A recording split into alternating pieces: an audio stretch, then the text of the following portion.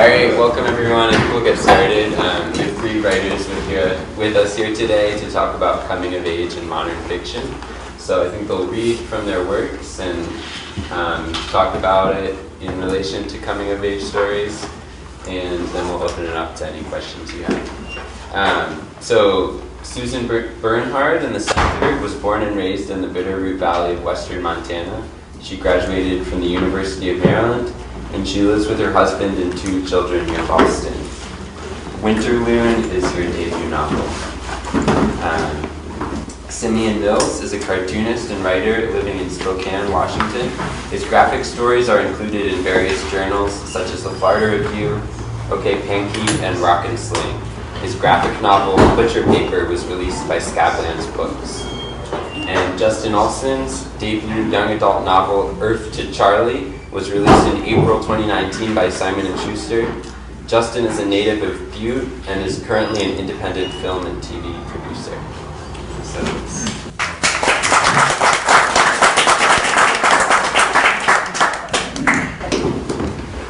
Okay, I guess I'm going to go first. I'm just going to explain a little bit about what my book is. So the bio mentioned I do graphic art and graphic novels. This is a prose novel that came out in the spring.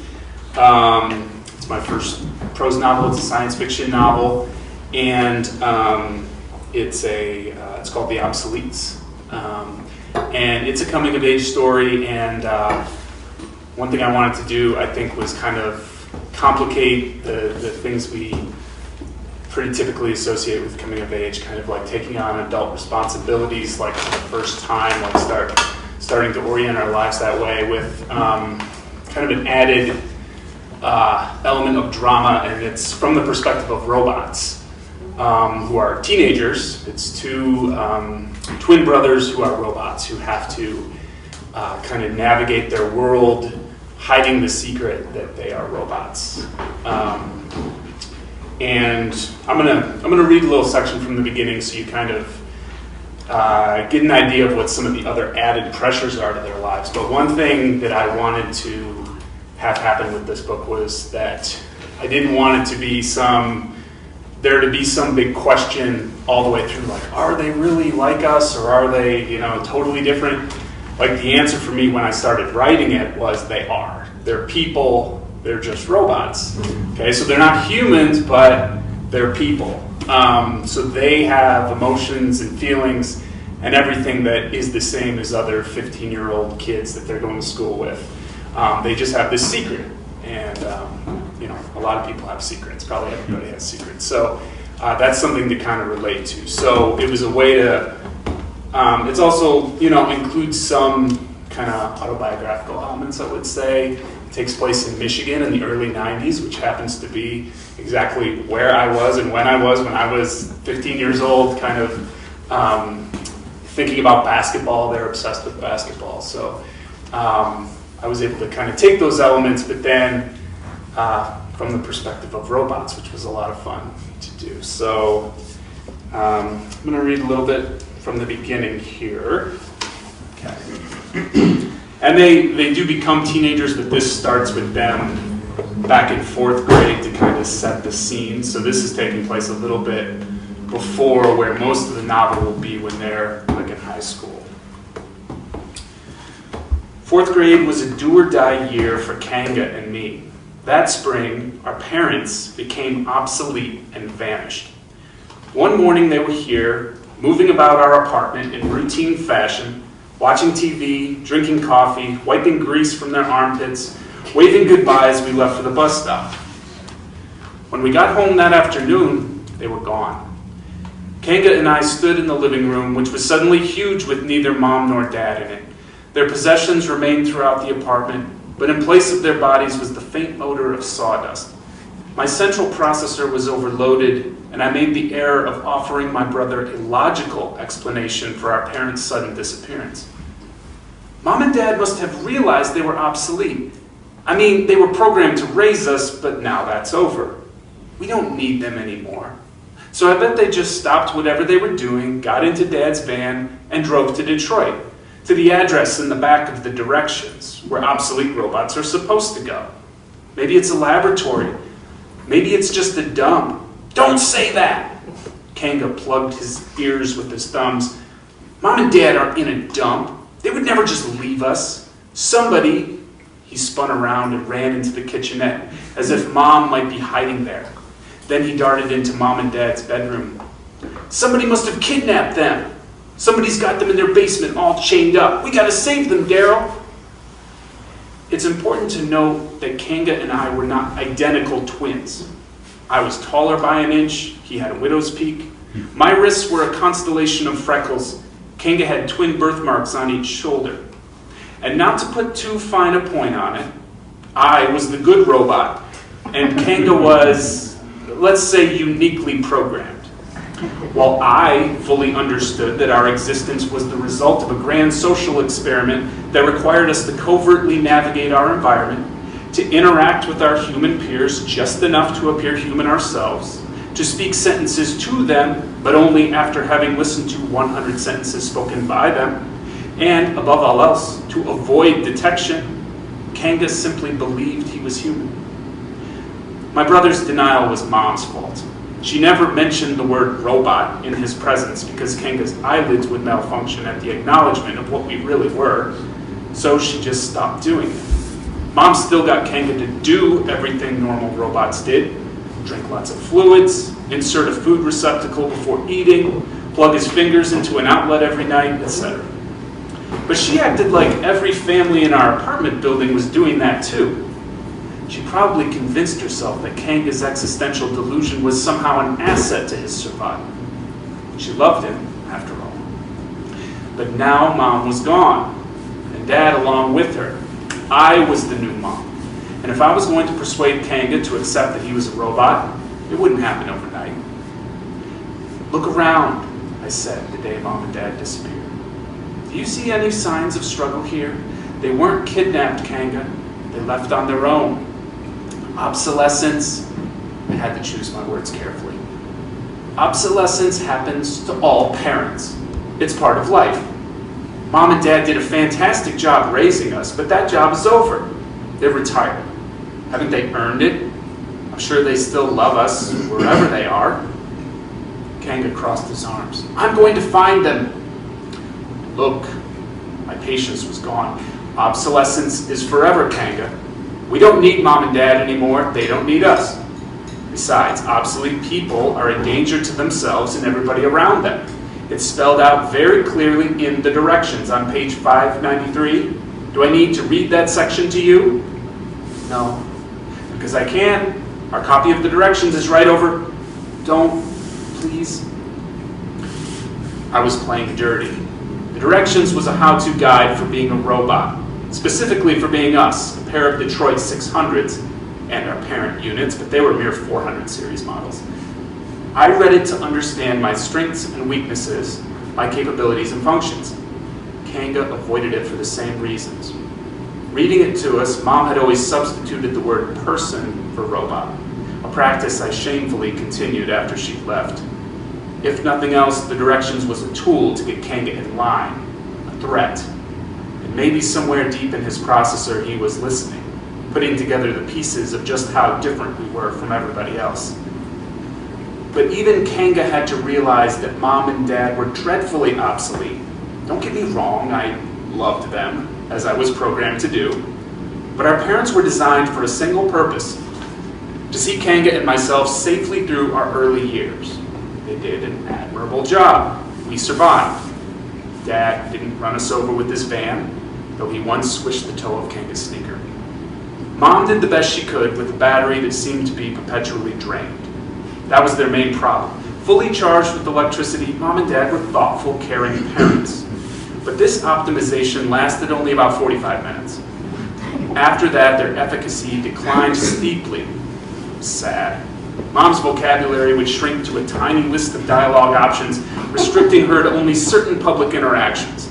The gas station, the liquor store, the library, and even those exchanges were embarrassing to witness.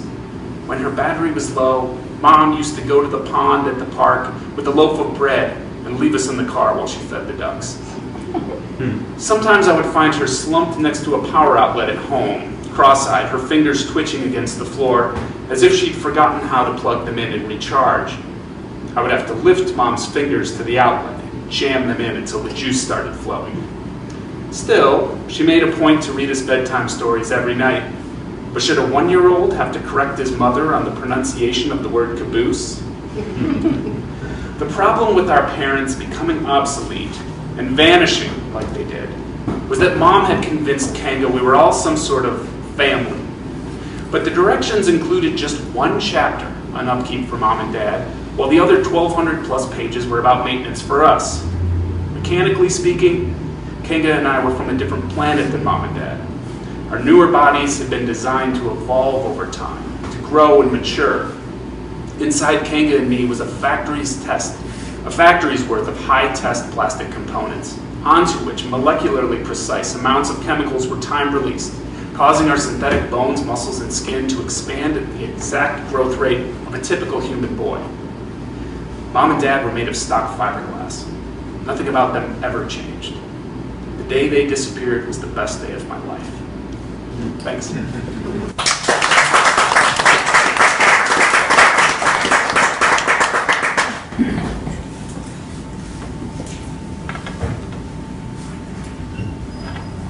So I'm Susan. Again, thanks for the introduction, and thanks to Bernhard Hathaway for hosting us. Thanks for the festival for having me here, and it's really fun that we've not met before. This is all new to us, so this was fun to be on panel with you guys.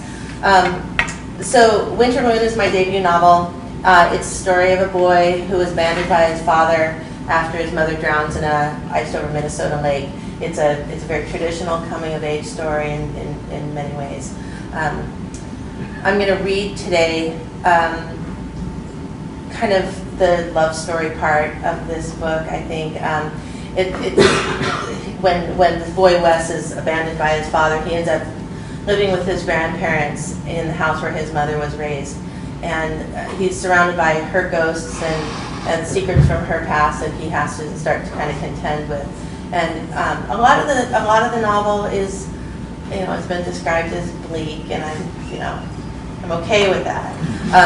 But there's, when a 16-year-old boy shows up in a new town, I was raised in a small town just down the valley in Hamilton, and the new kid shows up, and they're often really interesting, and different people kind of glom on to him. So the grandparents' landlord, his daughter, is really interested in Wes when he shows up at school, but Wes ends up falling in love with someone else. So I'm gonna read a couple of little sections. The first one is when he first meets this girl Jolene, and it's actually on his 16th birthday. So I turned 16 years old the day Bull Hightower was struck by lightning. We were in a rush to make hay ahead of forecast rain, which would ruin the crop if we didn't get it in. The air was green and sweet with the scent of manure and cut alfalfa. Drew drove the baler along the windrows, and Bull the truck that pulled the hay skid. Lester and I took turns, one bucking bales from the field onto the hay wagon while the other stacked. The sky turned plum and thunder rumbled in the distance as we got the last of it into the barn. While Lester and I pitched the bales off the wagon, Bull and Drew ran out to help his uncle bring the last few heifers in from the pasture.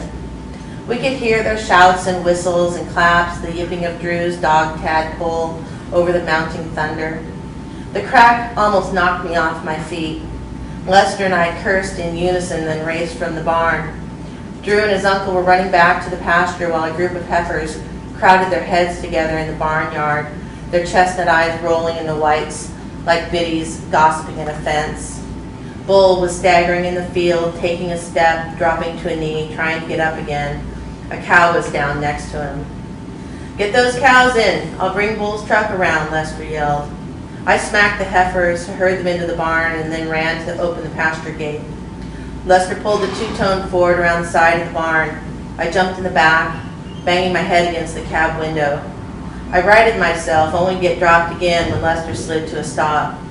Drew and his uncle lifted Bull up by the armpits. I hurtled out of the back and opened the cab door.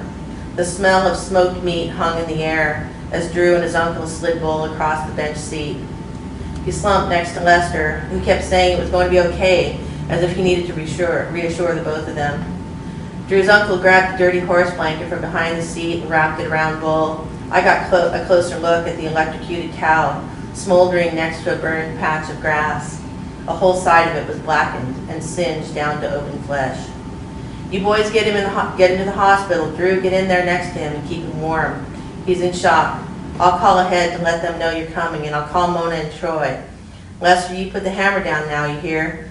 Violet, you jump in the back and go with them. I'll take care of the cows and meet you down there. I vaulted into the back of the truck and Lester took off, black mud spitting behind us and all around.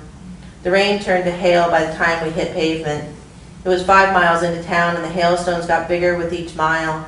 I got as flat as I could against the cab and put my arms over my head. The hail felt like frozen buckshot against my bare arms, and I figured I was bound to watch another person die. I was soaked and battered by the time Lester got to the hospital. I ran in before the truck even came to a stop, yelling for the help the whole time. Orderlies were ready and wheeled a gurney up to the truck and lifted Bull onto it. He blinked his eyes like the light was too bright. His plaid shirt had fallen open, and welts like cigarette burns pocked his chest where the superheated metal snaps had seared his flesh. His jeans were burned along the seam, and the toe of one of his boots was blown clean through. I half expected his black hair to be frazzled and wiry, but it lay flat against the white of the hospital sheet. They whisked him into the hospital, leaving me, Lester, and Drew standing in the steady rain. Drew chewed the callous skin on his thumb, spitting it onto the ground. I hung my head and shoved my hands into my pockets. "The fuck," Lester said. He covered his mouth like he was keeping the disbelief in. He took a faded blue bandana out of his back pocket, rolled it, and tied it around his forehead. The three of us stood for a second longer, staring at the door, wondering whether Bull would come back out of the hospital alive. Lester turned toward the truck. "I'll park and see you guys in there." We settled into the seats in the waiting room while Drew's uncle pushed through the door. He was soaking wet and covered in mud and manure. Troy Hightower, Bull's father, was right behind him, followed by a woman wearing jeans and a man's shirt. A dark braid dropped in a single rope down her back. I assumed she was Bull's mother. With them was a girl I'd never seen before. "Who's the girl?" I whispered to Drew. "Beats me." Lester stood to meet them, and we followed, heads down, hands in our pocket. Troy was a big man, with square shoulders, the kind of man they put in cigarette commercials. He ran the machine shop at the high school and wore a Western shirt with pearl snaps, cowboy boots, and jeans every day. His silver hair was pulled back in a ponytail that was coarse and bristled like a paintbrush. The way he went to Lester, both hands up, then on Lester's chest, then his shoulders, a single beat in each spot, then a palm on Lester's face, said these two men knew each other, that there would be no apologies or blame, that there wouldn't be a scene like there was that previous winter when it was me in the hospital bed. Ruby scoffed at men with long hair, calling them savages or sissies, depending on whether they were Indian or not. I wondered what she would make of Troy Hightower and the silent way he and Lester acknowledged the bad place Bull was in. Lester turned to me and Drew.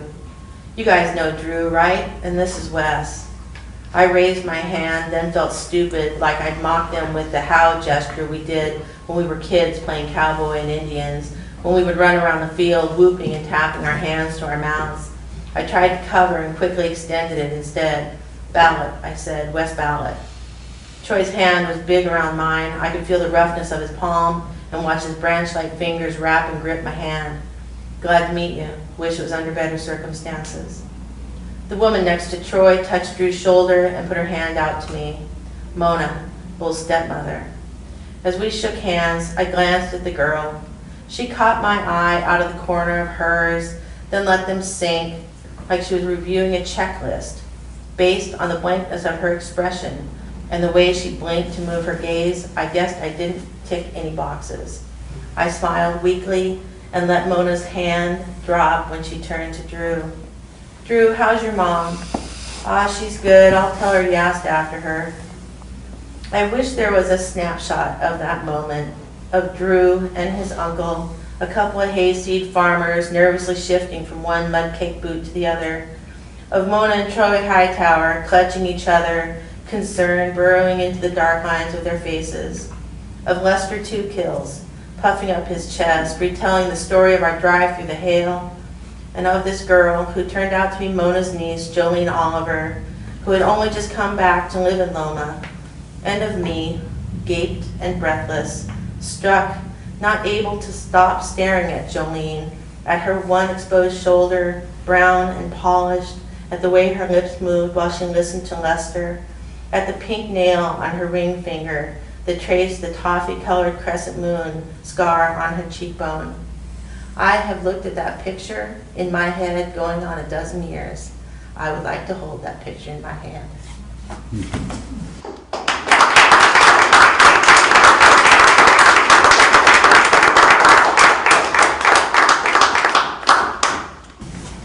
Hi, so my name is Justin. My book is called Earth to Charlie, and it takes place in Whitehall, Montana.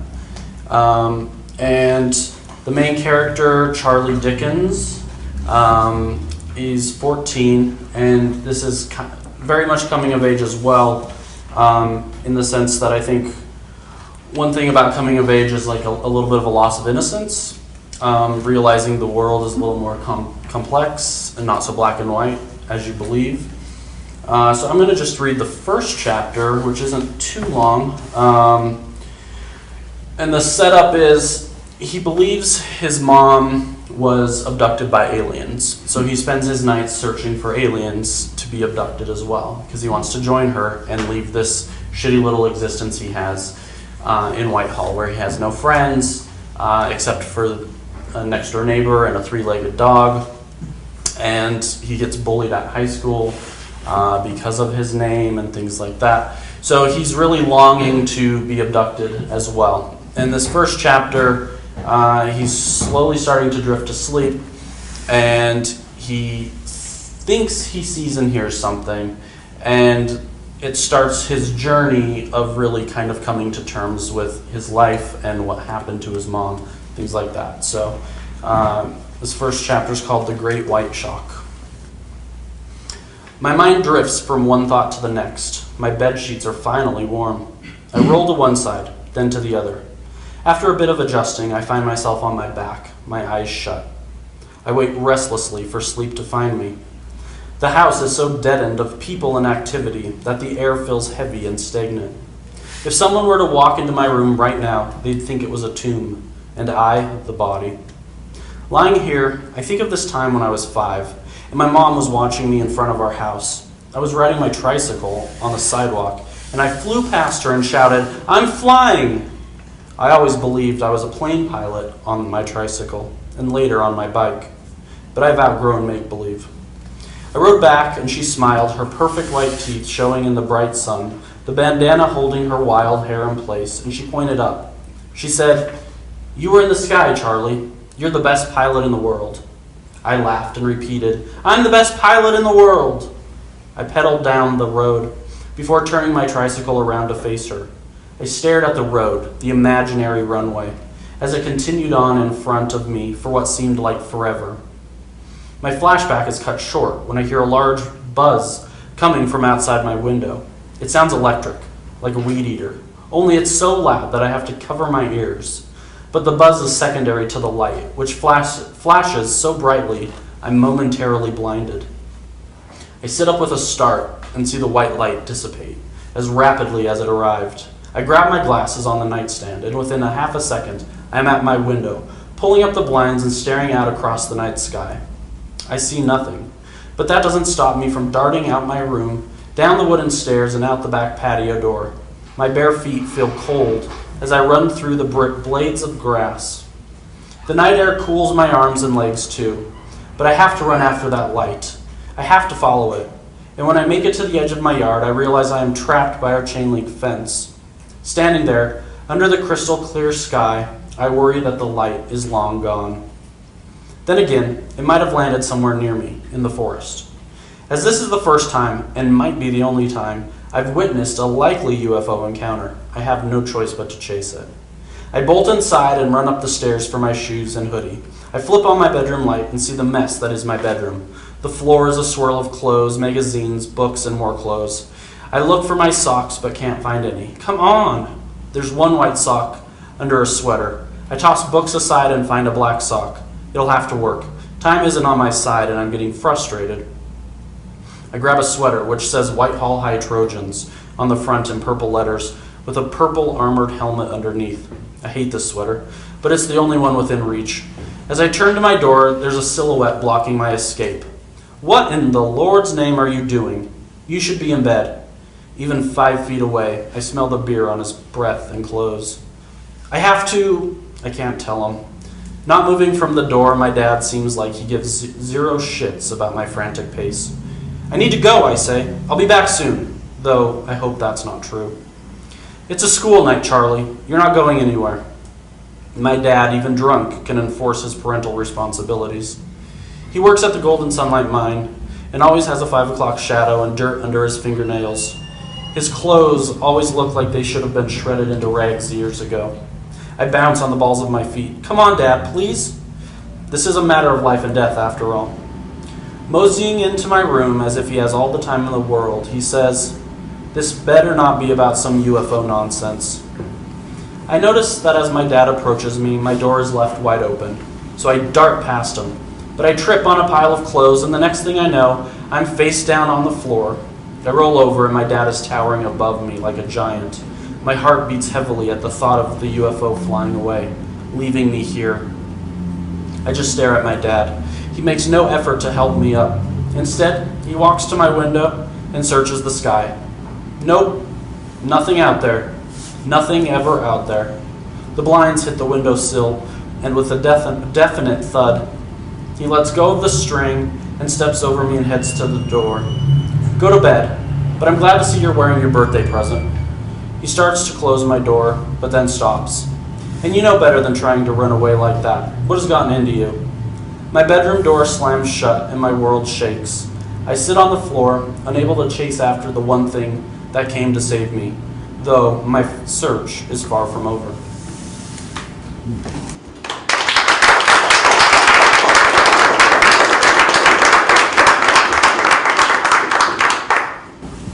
So I think this is the panel discussion, part of our panel discussion.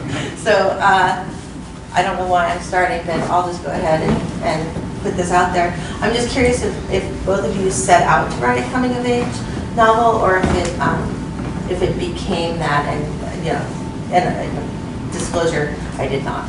It just became that. So I was curious about how you guys set out to do that. Sure. Yeah, I didn't. Well, I guess maybe. I mean, I guess I knew it was going to be about people or like characters at this time in their life, and I'm not sure if a coming of age novel. To me, it's almost like a question of audience. Like, who did I anticipate wanting to read this book? And when I started writing it, I was thinking more of like, I think adults would read this book. But I also, when I started writing it, there weren't any robots in the story. It was kind of just a real reflection on my own sort of like childhood and grappling with some things about that. So sort of when I was coming of age. So I guess like it was a coming of age book, but I started this in the year 2000. So I think that was kind of before like YA was like a serious thing, but like a distinction. Like I just was like, of course, like adults would be totally curious about what like 15-year-old kid would be up to. But it went through a lot of different versions, and it didn't really kind of click, or the voice wasn't really something that I had found and was really like speaking for itself. Until the characters were robots, then their world just became a lot more dynamic, and there was a lot more danger, and just kind of I just really wanted to inhabit their perspectives a lot more. I guess kind of yes. I guess I was. Wait, all of a sudden I think I did say that. I don't know. Like you just. So originally I wanted to write a sci-fi novel where there really was a group of friends out in the forests of around Whitehall searching after UFOs and seeing them and having this whole adventure over a summer. This is nothing like what I set out to write. The UFOs became much more metaphorical. It became more about just one character and his friend who comes into the picture. And so I guess in that way I didn't really think about coming of age at all. What ended up happening is I just started following this character and his journey, and just by the fact that he's 14, clearly he has to learn something or shatter his illusion in some way in order for him to reach kind of the end of understanding. And so it just naturally kind of ended up happening that way.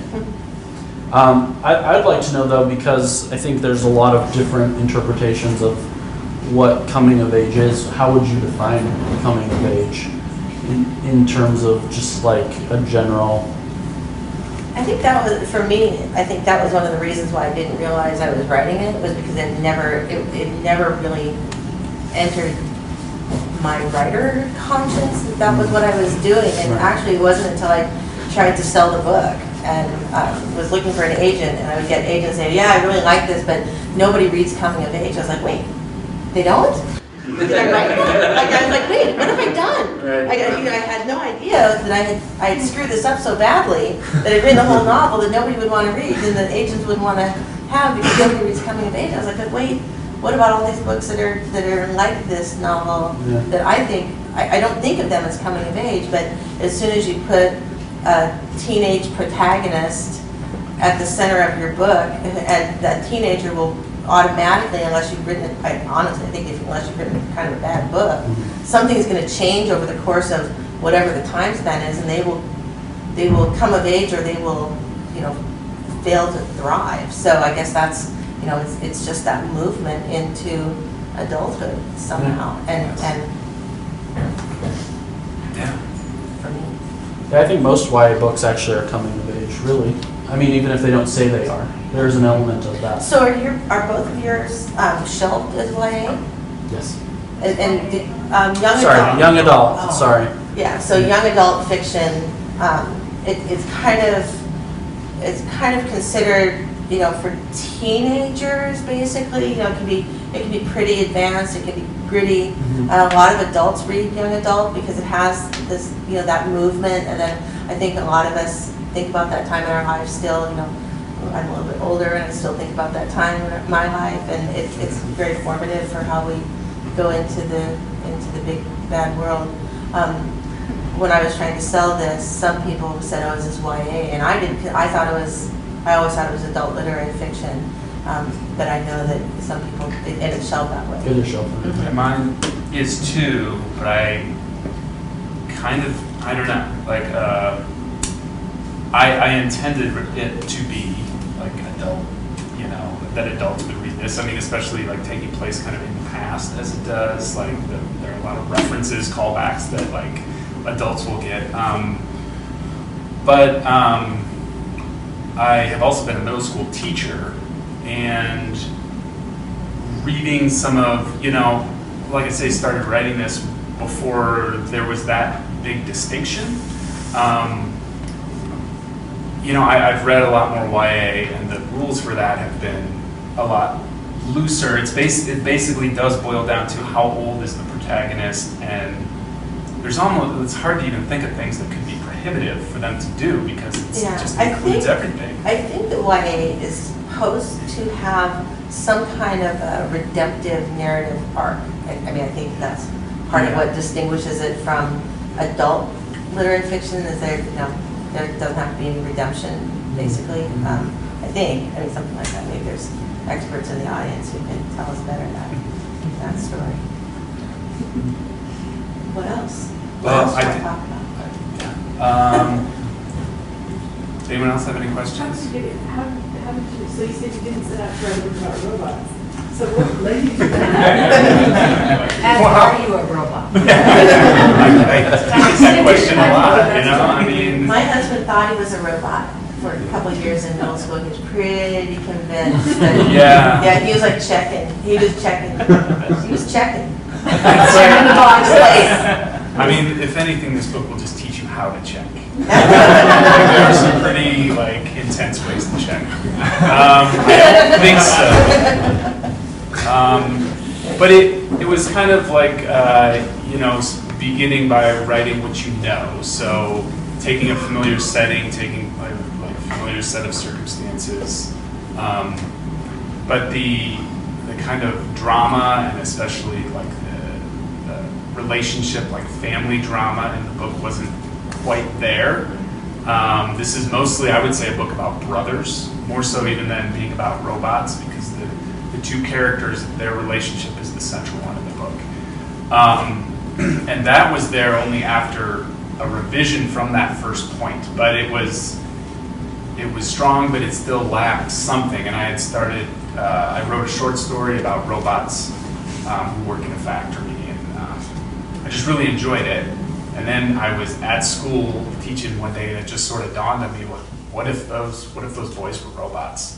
And then it just all kind of fell into place. Every single part of the book, I could kind of reimagine it. And it's not that I just went through line by line and was like, robot, you know. I did just kind of, you become really familiar with the text. You don't need to look at it and see what it is. I just kind of rewrote the whole thing with that in mind, and there were a lot of fun things how do they go through the things that we have to do. We have to eat, we have to sleep. What is that like for them?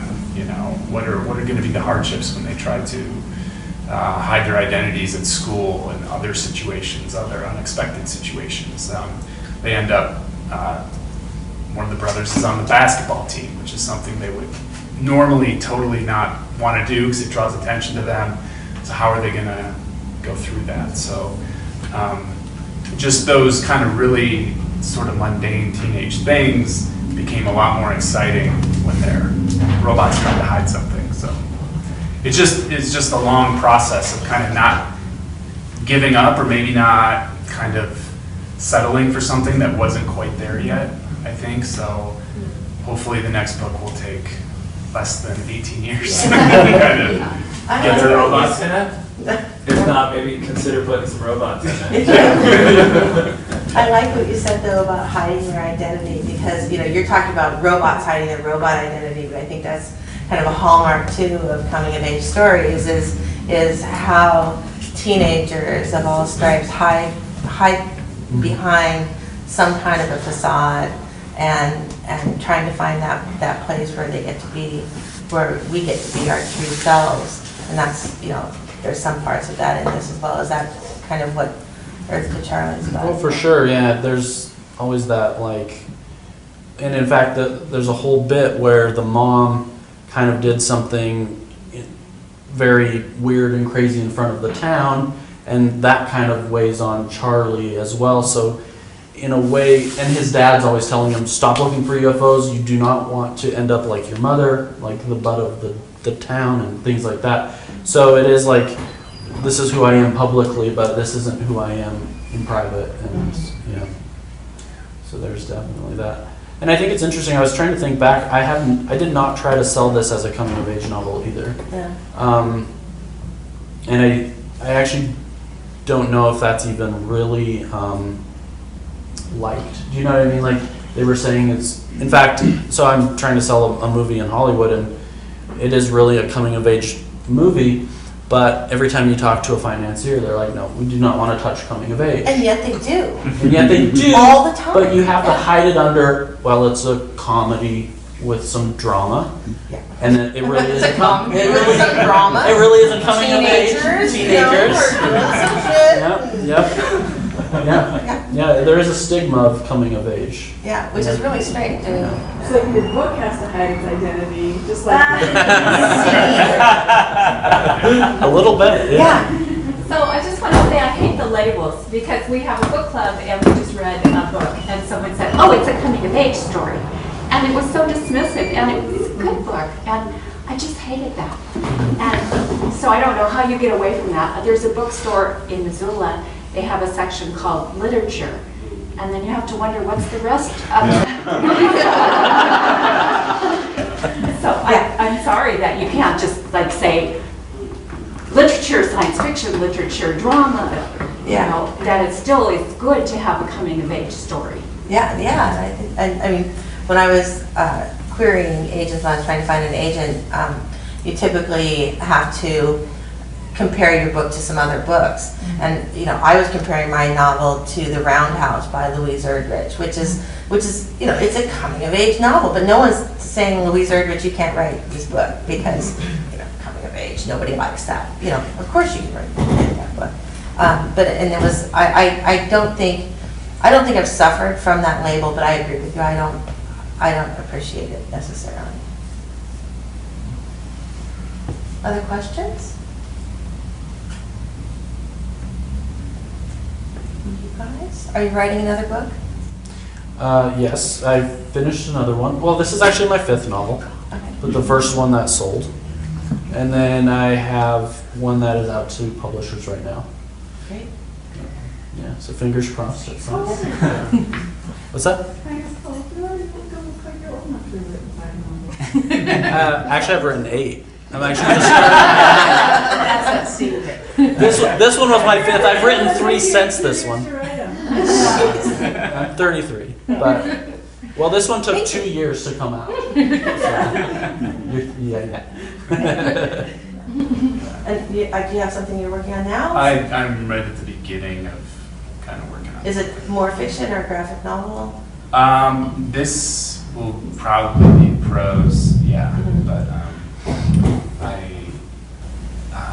I'm excited to actually get back into the graphic novel stuff. It's just 2 very different mindsets, kind of definitely different like writing processes and things like that.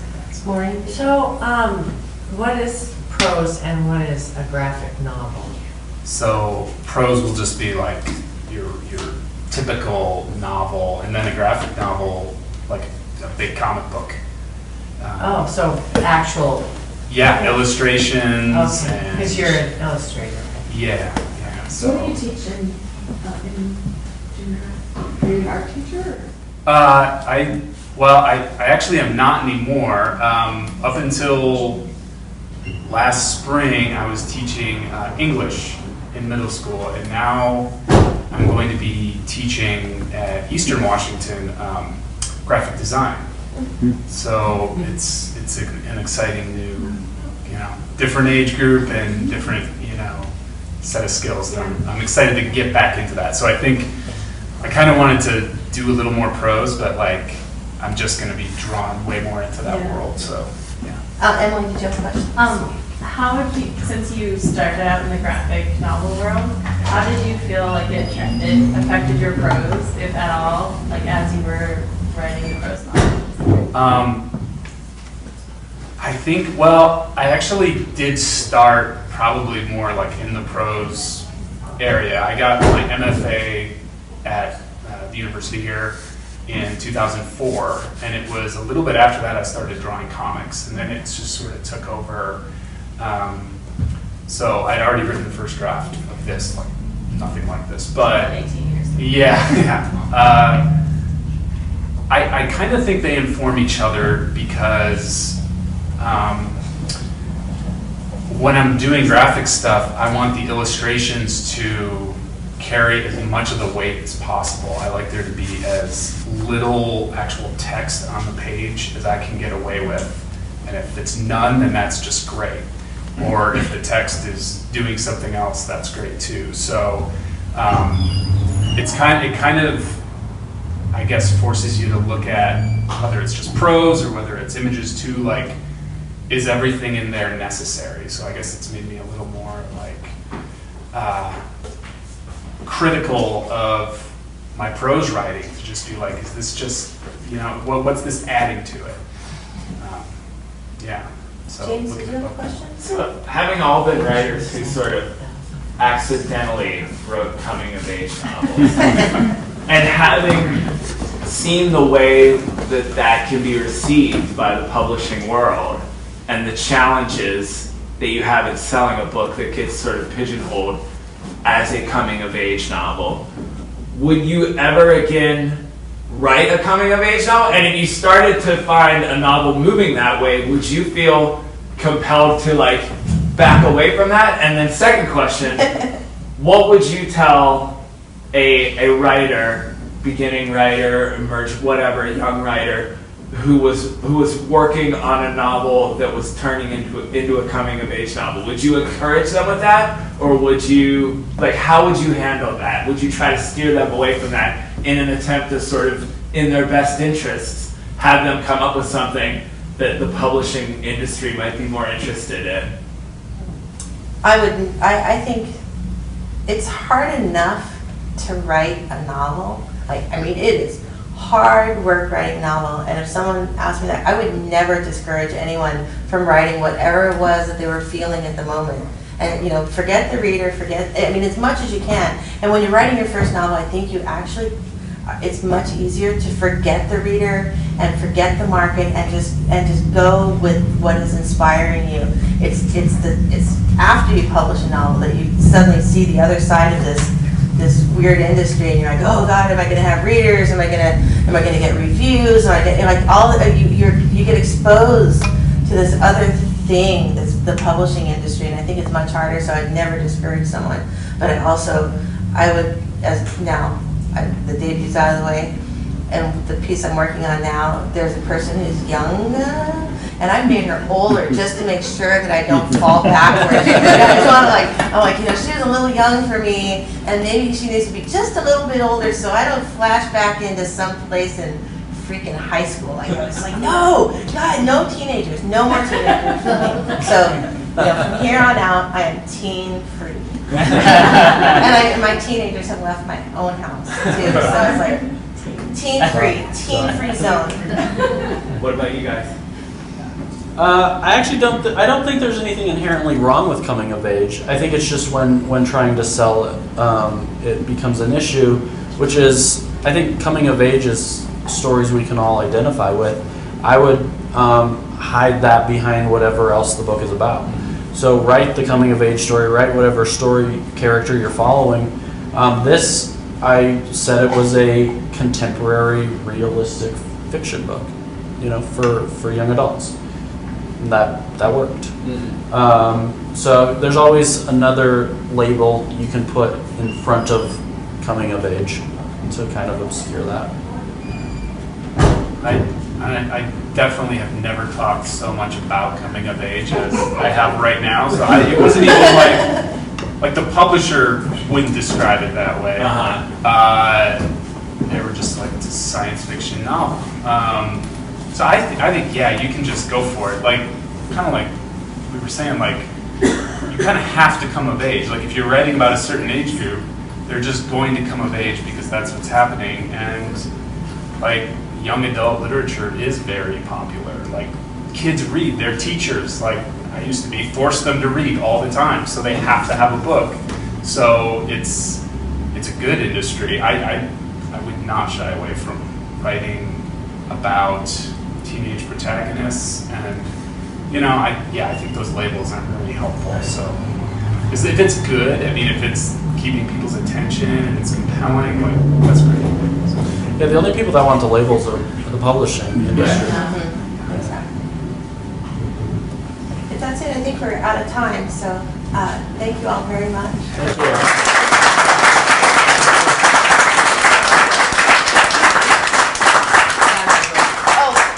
I never do this right. Buy our books. And we'll sign them. You buy them, we'll sign it. If you buy a bunch of them, we'll sign all of them.